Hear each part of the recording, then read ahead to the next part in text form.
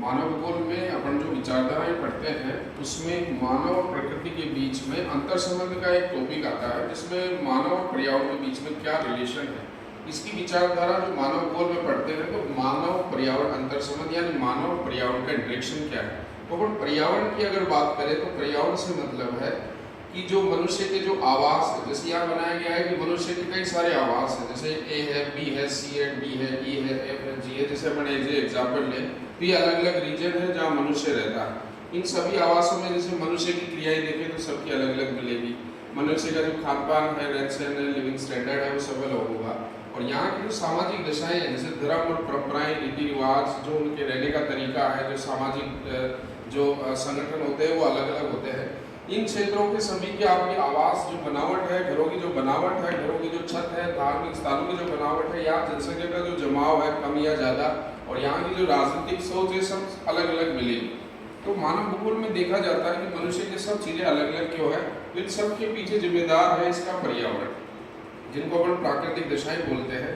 तो मानव भूगोल में मनुष्य और पर्यावरण के अंतर संबंध की जब बात की जाती है तो ये चार विचारधाराएं आती है, जिसमें सबसे पहला आता है नियतिवाद। नियतिवाद दृष्टिकोण ये कहता है कि मनुष्य जो है वो प्रकृति का दास है, यानी प्रकृति सर्वोपरि। मनुष्य के जितने भी क्रियाएं, ये सारी जो क्रियाएं हैं जो अलग अलग है, जो भिन्न भिन्न है, इसको निर्धारण करने वाला जो तत्व कौन सा है, वो भौतिक दशाएं है। तो ये प्रकृति को, मनुष्य और प्रकृति के बीच में प्राकृतिक दशाओं को सर्वोपरि मानती है।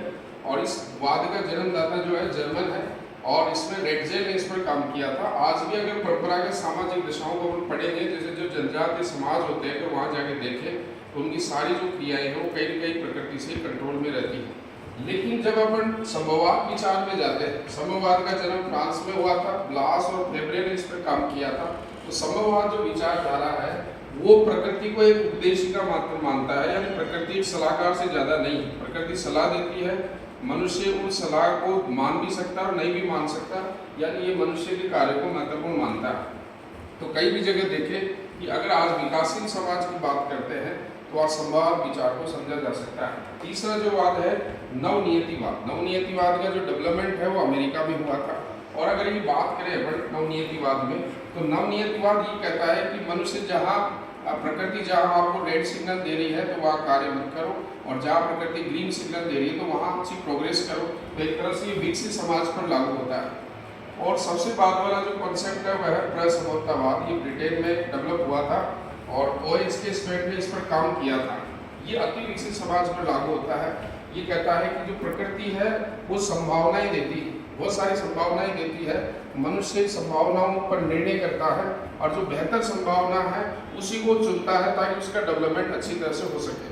तो अगर अपन किसी भी समाज को समझना चाहते हैं कि कहाँ विकसित देश होंगे, कहाँ अति विकसित देश होंगे, कहाँ परंपरागत समाज वाले देश होंगे, तो अपन इस मानव पर्यावरण अंतर संबंध की बात को अपन समझ सकते हैं।